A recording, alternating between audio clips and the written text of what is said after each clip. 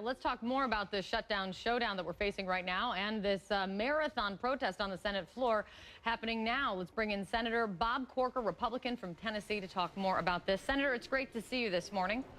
Kate, good to be with you. Thank you. Of course, you've made no secret of disagreeing with Ted Cruz's approach and probably all the attention that he's gathering just doing this marathon protest. Have you reached out to him? I think a lot of people are wondering if his Republican colleagues have reached out to say, stop doing this. Well, look, we've had a lot of good conversations, and look, you know, Republicans all are very concerned about the policies that are occurring through this health care bill. I mean, we're concerned about employment, people moving to part-time work, and so there's been a difference relative to strategy or tactics, but I think everybody's concerned about this. And, you know, we had a nice lunch meeting yesterday and talked about this, and, you know, people are taking different approaches, but at the end of the day, I do hope we end up with some good policy changes over the course of this next week, and I think we have the opportunity for that to occur. You're being very diplomatic, and I appreciate that. It's nice to have civility amongst Republican senators.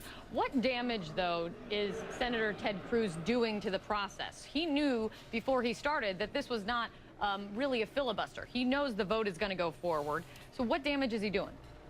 Well, again, you know, it's funny how things are, Kate. You never know how things work out or how they affect things until you look in the rearview mirror. So, again, I do hope we end up with the possibility of a delay of the individual mandate. You know, we're doing that for companies now. Why not this?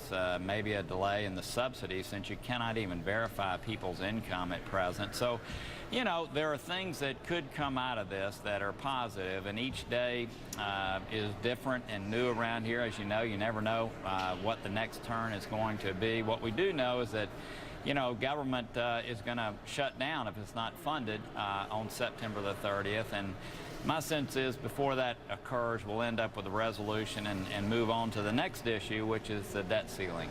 So can you talk to me more about where you're getting kind of that sense of optimism of how you're going to deal with this? Because right now, the way it looks, if you're looking at it from the outside in, it looks like we are headed straight to a shutdown.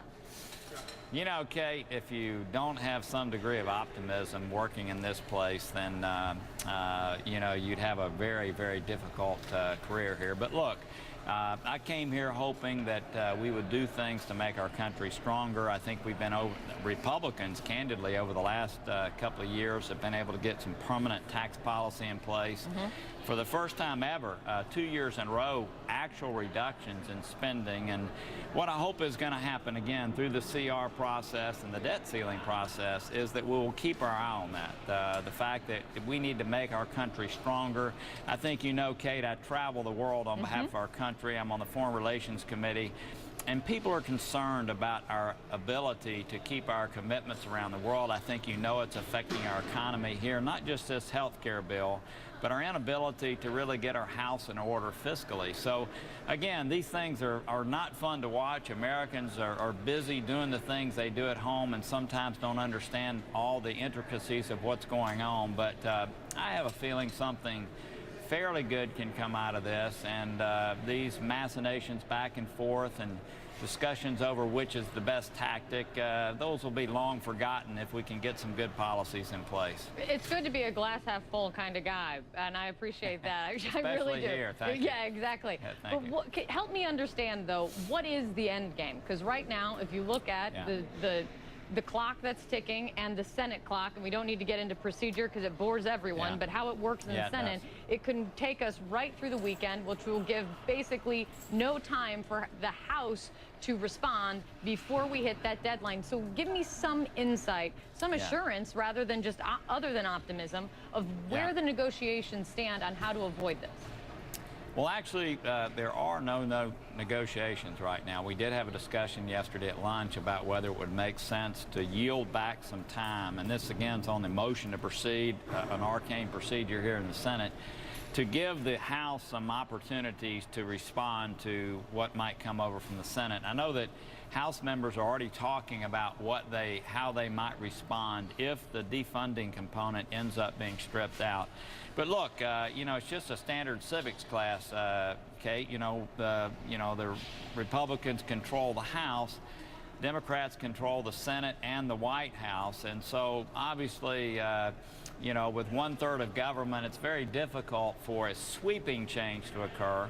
On the other hand, I do think there's a possibility for some policy changes that would be good for the American people and good for the country. And Kate, I wish I could answer you right now. I don't think there's anybody in this building that knows exactly how this is going to unfold at present, but I do hope we'll give the House some time to respond in a thoughtful way after the Senate takes action. And my sense is that'll be the case. And I appreciate all you can give me is an honest answer, and that's what I appreciate. You talked about it being something good for the American people coming out of this. One good thing for the American people, I know you will agree, is avoiding this shutdown in the most immediate before you have those larger policy conversations going forward. Senator, we're going to have you back. Thank you. Thank you for your time this morning. Thank you.